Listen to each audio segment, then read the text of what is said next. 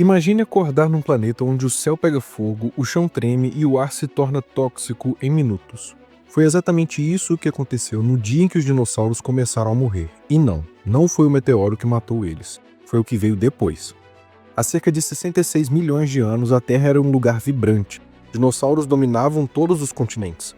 Alguns pesavam toneladas, outros corriam como leopardos. Havia predadores com dentes afiados, herbívoros com pescoços gigantescos e até criaturas aladas que cruzavam os céus. Era uma era de gigantes. Mas no espaço, a milhões de quilômetros de distância, uma rocha viajava em silêncio. Um asteroide com cerca de 15 quilômetros de diâmetro, maior que a cidade de São Paulo.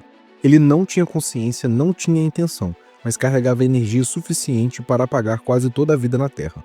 Essa rocha provavelmente foi desviada por Júpiter, empurrada por forças gravitacionais e lançada em direção ao nosso planeta. Ela cruzou o sistema solar por milhares de anos até que finalmente encontrou seu destino, a Terra. À medida que se aproximava, parecia apenas uma estrela brilhante no céu. Pequena, distante, mas em poucas horas seu brilho aumentou. E então, em questão de segundos, ela atravessou a atmosfera a mais de 70 mil quilômetros por hora. O impacto aconteceu no que hoje conhecemos como Península de Yucatán, no México.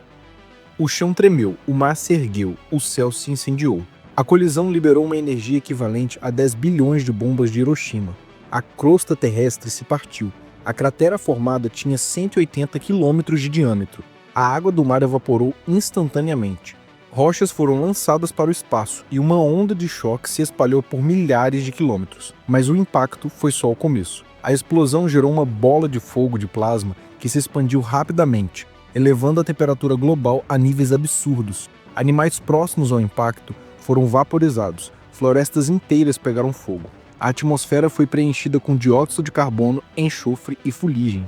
Estima-se que 425 gigatoneladas de CO2 e 10 bilhões de toneladas de enxofre foram lançadas no ar. Isso criou uma nuvem densa que bloqueou a luz do Sol por anos. O planeta mergulhou numa escuridão fria e tóxica. Sem luz, as plantas pararam de crescer. Sem plantas, os herbívoros morreram. E sem herbívoros, os carnívoros também. A cadeia alimentar entrou em colapso.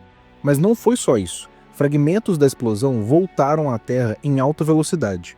Ao reentrar na atmosfera, se incendiaram e causaram uma tempestade de fogo global. Florestas inteiras queimaram. A maioria das árvores desapareceu. O ar ficou ácido. A água contaminada. E vidros explodiriam até na Argentina.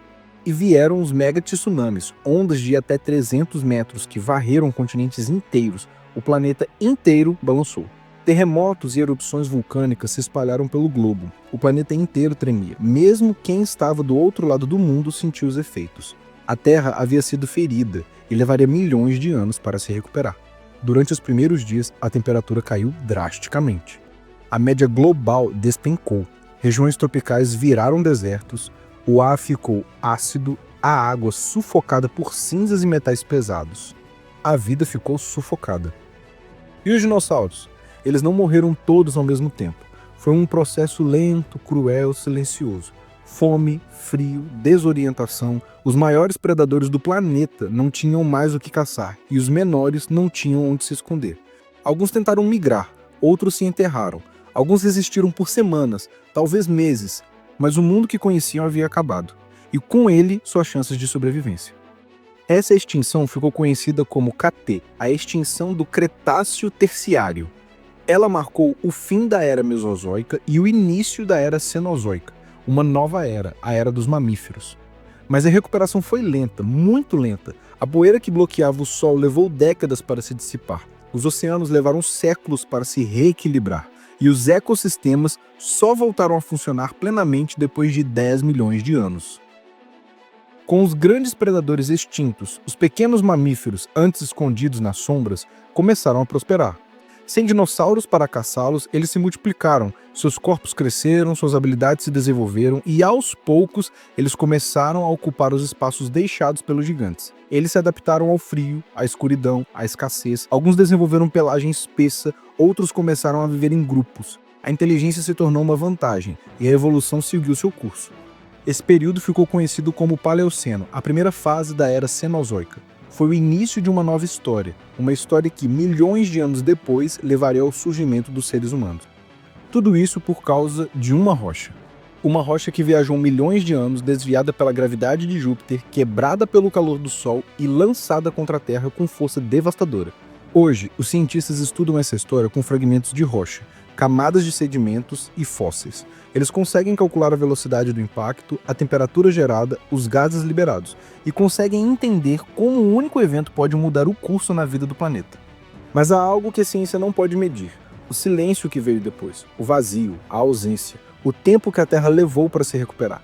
E é nesse silêncio que a história dos dinossauros termina, não com um rugido, mas com uma sombra. Esse foi o vídeo de hoje. Se você curtiu essa viagem no tempo, deixa seu like, se inscreve no canal e compartilha com quem ama ciência, história, bicho e assim por diante. Valeu por assistir e um abraço para os dinossauros que se foram faz tempo.